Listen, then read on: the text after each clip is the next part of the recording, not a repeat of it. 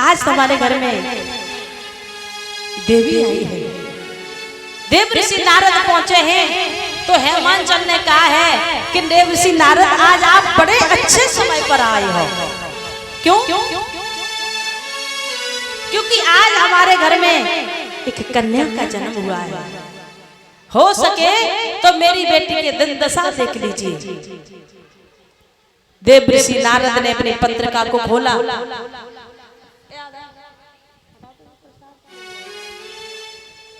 पत्रिका को खोल के देखा तो नारद जी कहने लगे हैं, हे हेमांचल, तुम्हारे घर में जिस कन्या ने जन्म लिया है वो कोई साधारण कन्या नहीं है।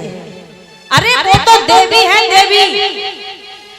और सुनिए, ये कन्या है ना, ये भोले बाबा की बहुत बड़ी भक्ति निकलेगी।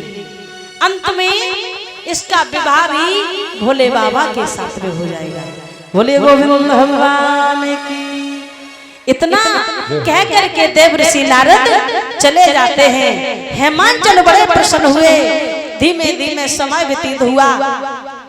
वो बेटी सयानी हुई, समझदार हुई तो अपने आंगन में बैठी है और अपनी माँ से कहने लगी है कि मैया, ये घर आंगन मुझे खाने को दौड़ रहा है। अगर आपकी आज्ञा हो तो मैं वन में जाकर के भोले बाबा का भजन कर सकती हूँ। मैया मैना ने सुना तो मैया मैना कहने लगी, बेटी गिरजा, क्या कह रही हो? अरे अभी तो तुम बहुत छोटी हो। बोली, मैया आप मुझे छोटा मत समझिए, मुझे जाने दीजिए, मैं भोले बाबा का भजन करूंगी। तो मैना ने समझाया है, बेटी नहीं, मेरे कोई 2-4 बेटियां नहीं है। अरे मेरे एक ही तो बेटी है और तुम भी अगर घर से चली जाओगी तो हम किसके सारे रहेंगे। तो आज मैना अपनी बेटी को समझा रही है कि सुनो बेटी गिरजा, कि कहीं मानो लली। सुनो बेटी गिरजा, मेरे 2-4 बेटियां नहीं हैं, एक ही तो बेटी है। हम अपनी बेटी को अपनी आंखों से ओझल नहीं देख सकती।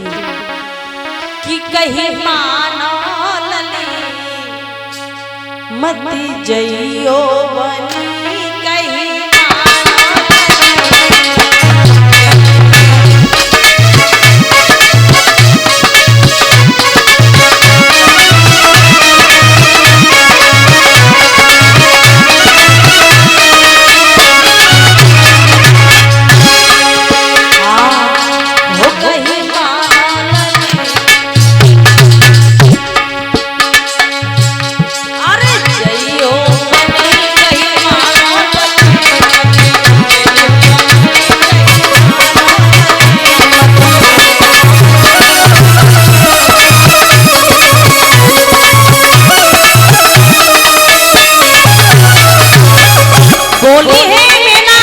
सुना बेटी, तुम्हें मालूम नहीं है, अरे अभी आप बहुत छोटी हो। वन में शेर जानवर है,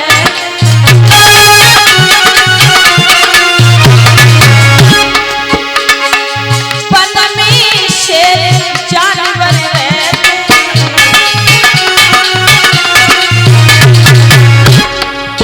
गिरजा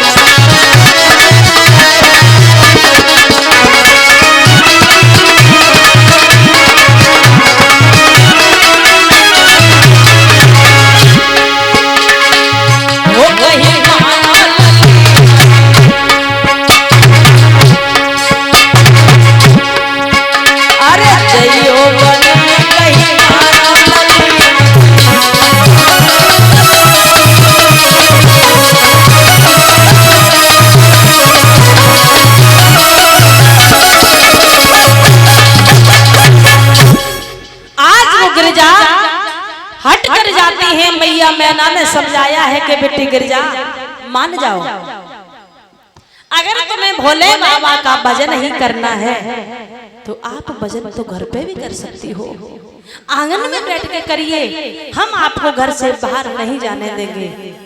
मैना ने बहुत समझाया लेकिन गिरजा नहीं मानी। जब गिरजा नहीं मानी है तब मैना ने बांदी को भेजा। बांदी से कहा है कि बांदी जाओ, आप महाराज हेमांचल को बुला के लाइए, वो ही अपनी बेटी को समझाएंगे। ये बेटी हमारी बात नहीं मान रही है।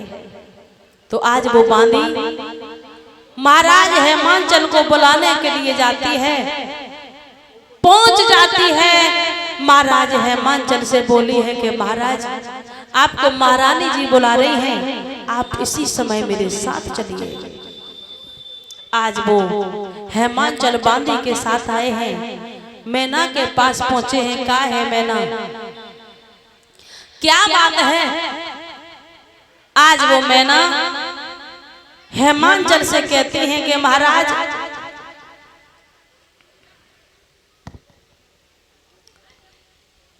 तुम्हारी बेटी नहीं मान रही है, वन में भोले बाबा का भजन करने के लिए जा रही है। और आपको तो महाराज पता है कि मेरे कोई 2-4 बेटियां नहीं है, मेरे एक ही तो बेटी है। हम अपनी बेटी के बगैर कैसे रहेंगे? आप अपनी बेटी को समझा लीजिए। हेमांचल जाते हैं, गिरजा को समझाया है कि बेटी गिरजा, अगर तुम्हारी माँ रोक रही है तो अच्छे के लिए रोक रही है, मत जाइए, मान जाइए बेटी। लेकिन गिरजा कहाँ मानने वाली थी? गिरजा नहीं मानी। गिरजा ने कहा है कि पिताजी माँ तो कहती है वो अलग बात है, लेकिन आप भी मुझे रोक रहे हो। पिताजी आप मुझे जाने दीजिए, ये घर आंगन मुझे खाने को दौड़ रहा है। आपको तो पता है मैं यहाँ नहीं रह सकती, मुझे भोले बाबा का भजन करने दीजिए। उसी समय हेमांचल को पुराना ख्याल याद आ गया। सोचने लगे हैं जब इस लड़की का जन्म हुआ था तब नारद जी ने भी यही कहा था कि ये लड़की भोले बाबा का भजन करेगी और ये घर पर नहीं रुकेगी, किसी की बात नहीं मानेगी। जब हेमांचल को पुराना ख्याल याद आया, मैना के पास आए और मैना को समझाया है कि मैना क्यों बावरी है रही हो? अरे जाने दो, क्या तुम्हें पता नहीं है जब इस लड़की का जन्म हुआ था तब नारद जी ने इसके दिन दशा देखे थे, तभी कह दिया था कि लड़की भोले बाबा की बहुत बड़ी भक्ति निकलेगी, इसलिए उसकी भक्ति में बाधा मत डालो, जाने दो मैना, जाने दीजिए। आज वो हेमांचल मैना को समझा रहे हैं कि मैना आप ये समझ लीजिए कि मेरी कोख से किसी ने जन्म नहीं लिया। तो हेमांचल अपनी धर्मपत्नी मैना को समझा रहे हैं कि सुनो मैना, आरे हेमांचल ने कही कि करो कर ले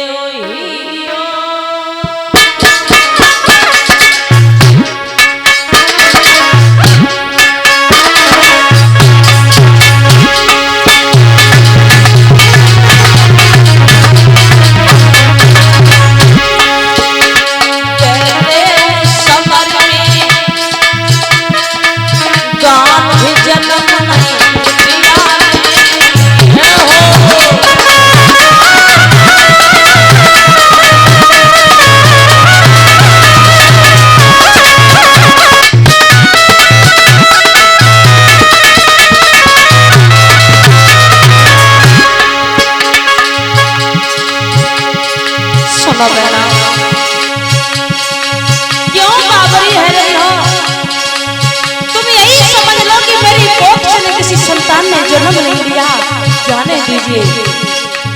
और तुम्हें पता नहीं है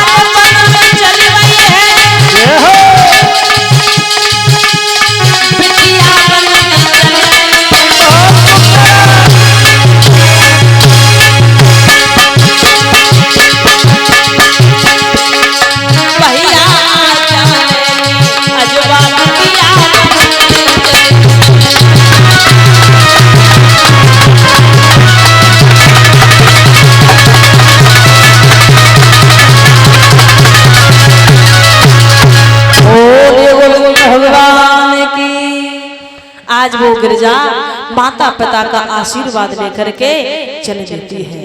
भोले बाबा ने मैना को समझाया। मैना, नारद जी ने भी यही कहा था कि ये लड़की बड़े होकर के भोले बाबा का भजन करेगी, इसकी भक्ति में बाधा मत डालिए, जाने दीजिए। आज वो गिरिजा भोले बाबा का भजन करने के लिए चली जाती हैं। धीमे धीमे समय व्यतीत होता रहा।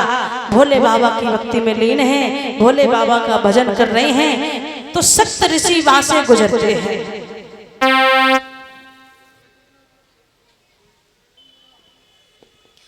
सप्त ऋषि वहां से गुजरते हैं।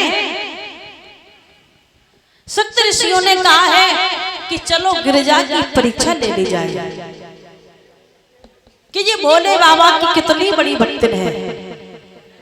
तो आज सप्त ऋषि मैया गिरिजा के पास पहुंचे हैं और गिरिजा से कहा है कि बेटी तुम कौन हो और यहाँ पर क्या कर रही हो? तो गिरिजा ने कहा है कि महाराज मैं हेमांचल की बेटी गिरिजा और मैं भोले बाबा का भजन कर रही हूँ। मैं भोले बाबा से प्रेम करती हूँ, उनका ही भजन कर रही हूँ, अंत में उन्हीं के साथ विवाह भी करना चाहती हूँ। आज सप्त ऋषि कहने लगे हैं कि बेटी गिरिजा एक बात कहूं कि अगर आप हमारी बात मानो तो भोले बाबा का भजन करना आप बंद कर दो। बोले क्यों? अगर तुम्हें भजन ही करना है तो किसी और का भजन करो, विष्णु भगवान का भजन करो, कितने अच्छे हैं वो। भोले बाबा का भजन करके कुछ नहीं मिलेगा। सुनो बिटिया, आपको पता नहीं है भोले बाबा के बारे में। भोले बाबा के पास कुछ नहीं है, सारे दिन भांग के नशे में घूमते रहते हैं। क्या करोगी जीवन साथी बना करके? तो आज वो सप्त ऋषि गिरिजा को भटका रहे हैं।